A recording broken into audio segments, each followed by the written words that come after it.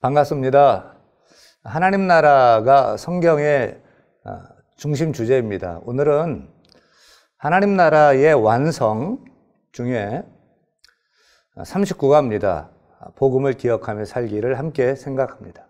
요즘 우리 교회와 성도들을 위협하는 여러 이단들이 있습니다. 신천지, 하나님의 교회, 또 전능신교, 이런 이단들이 공격을 합니다. 하지만 내가 신천지입니다 라고 접근하지는 않죠.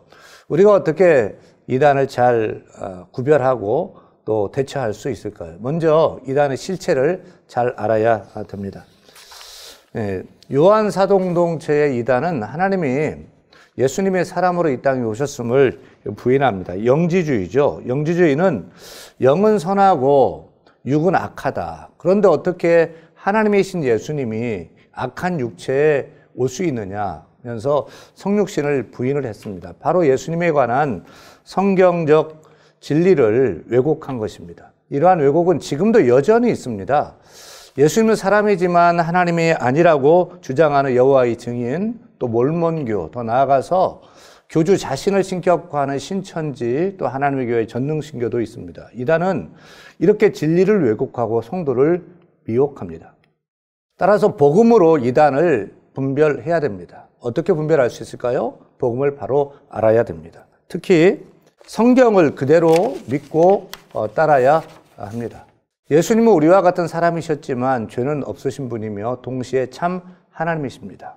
예수님께서 우리의 인간의 모든 죄를 짊어지시고 십자가에서 우리 대신 죽으셨죠. 그리고 무덤에서 장사된 지 사흘 만에 다시 부활하셨습니다.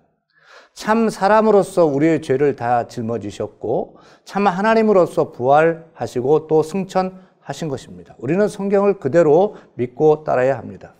예수님은 우리와 같은 사람이셨지만 죄가 없으신 분이고 동시에 참 하나님이십니다.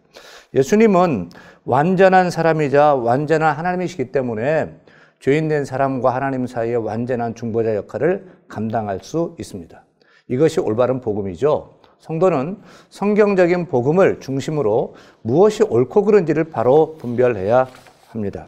셋째, 어떻게 대처해야 할까요? 이단에 대한 대처법입니다. 성경은 이단을 전도하는 사람은 집에 들이지도 말고 인사도 하지 말라고 합니다. 사랑을 강조하는데 너무한 것 같지 않습니까? 교제하지 말라는 것이 미워하라는 말은 결코 아닙니다. 사랑은 진리 안에서만 가능하죠. 오히려 이단에 속한 사람이 자기와의 교제를 싫어하는 성도들을 통해서 이단의 가르침을 돌아볼 수가 있습니다. 사랑을 전제로 한 단호한 거절이지 그가 싫어서가 결코 아닙니다. 결국 성도는 성경이 주장하는 복음을 분명히 알아서 이단을 분별할 뿐만 아니라 사랑으로 단호히 거절할 줄도 알아야 할 것입니다. 이제 이렇게 공과를 진행합니다. 오늘 말씀은 요한 2서 1장 7절에 11절 말씀이고 암송은 같이 읽습니다. 너희는 스스로 삼가 우리가 일한 것을 잃지 말고 오직 온전한 상을 받으라. 중심 요점은 하나님 나라 백성은 복음을 올바로 기억하며 살아간다입니다. 본문 이해를 위해서 초대교회 당시에 영지주의와 같은 거짓 교사들은 스스로 전도자라고 자처하며 성도들의 집에 방문해서 잘못된 가르침으로 미혹할 뿐만 아니라 방종의 삶을 살면서 하나님의 말씀에 순종하지 않도록 했습니다. 이에 요한은 이 거짓 교사들을 분별하기 위해서 복음에 대한 분명한 이해가 선행되어야 함을 암시합니다. 그리고 거짓 교사들이 전한 거짓 가르침인 예수님의 인성을 부인하는 것에 대해서 성경이 말씀한 대로 오신 참 하나님 신성이죠. 그리고 동시에 참 사람 인성이신 예수님이 온전한 복음임을 알려줍니다. 이제 말씀 속으로 들어가서 첫째, 거짓 교사는 어떤 가르침으로 성도들을 미혹했습니까? 예수 그리스도께서 육체로 오심을 부인했습니다. 어떻게 하나님이신 예수님이 더러운 인간의 몸을 입고 올 수 있느냐는 논리로 미혹을 했습니다. 예수님은 완전한 하나님인 동시에 완전한 사람이십니다. 그렇기에 예수님은 하나님과 사람 사이에 관계를 회복시키는 유일한 중보자가 되시죠. 만약 예수님이 육체로 오심을 부정하게 되면 예수님은 진정한 중보자, 구원자가 될 수 없습니다. 결국 성도들의 믿음도 헛된 것이 되죠. 성도들에게 있어서 온전한 복음은 성경이 말하는 대로 완전한 하나님이시고 완전한 사람이신 예수 그리스도를 믿어야 할 것입니다. 두 번째, 성도가 온전한 상을 받기 위해서는 어떻게 해야 할까요? 성경이 말하는 복음을 끝까지 붙들고 나가야 합니다. 본문에서 온전한 상은 하나님 나라에서 받는 상급을 의미합니다. 이 온전한 상이 구체적으로 어떤 상인지는 정확히 구체적으로 알 수 없지만 성도는 온전한 상이 있다는 것을 믿고 이 상 받기 위해서 거짓된 가르침을 분별해서 복음을 끝까지 믿고 붙잡아야 합니다. 복음을 위한 수고는 절대로 헛되지 않고요. 분명한 하늘 상급을 약속하고 있습니다. 성도는 그것을 소망하며 오늘을 살아가야 할 것입니다. 셋째, 성도는 거짓 교사를 왜 집에 들이지 말고 인사도 하지 말아야 합니까? 그 악한 일에 참여하는 자가 되기 때문입니다.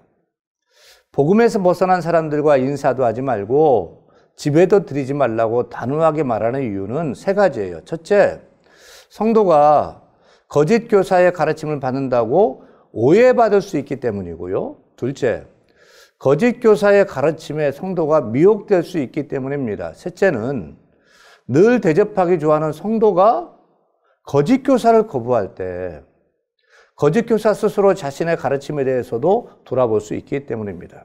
결국 성도 자신을 보호하는 동시에 거짓 교사가 돌이킬 수 있도록 사랑을 전제로 하는 거룩한 거절입니다. 묵상 예를 잠깐 보겠습니다. 세계에서 가장 영향력이 있는 백인이자 투자 전문가인 워런 버핏이 거절에 대해서 이야기하면서 이러한 말을 했습니다. 다른 사람이 내 삶을 하도록 두지 마세요. 누군가의 제안을 때론 단호하게 거절하지 못하면 내 삶이 다른 사람에 의해서 결정된다는 것입니다. 성도인 우리는 성경이 내 삶을 결정하도록 하기 위해서 이단이나 잘못된 가르침에 대해서 때로는 단호하게 거절해야 할 것입니다. 이렇게 마무리합니다. 내가 알고 있는 이단과 그 가르침이 무엇이 잘못되었는지 서로 나누어 보면 좋겠습니다. 함께 기도하기는 성경을 상고함으로 복음을 온전히 알아 분별하며 살게 하소서. 적용은 본 교회의 성경 공부에 참여합시다. 다른 교회나 또 이단인지 아닌지 몰라요. 교회 밖에 다른 성경 공부에 참여하지 말고 본 교회의 성경 공부에 참여를 해야 됩니다. 또 타 교회나 단체, 유튜브 등을 통해서 성경 공부를 하고 싶다면 담임 목사님께 물어서 허락을 받고 검증받고 그 일을 해야 될 것입니다.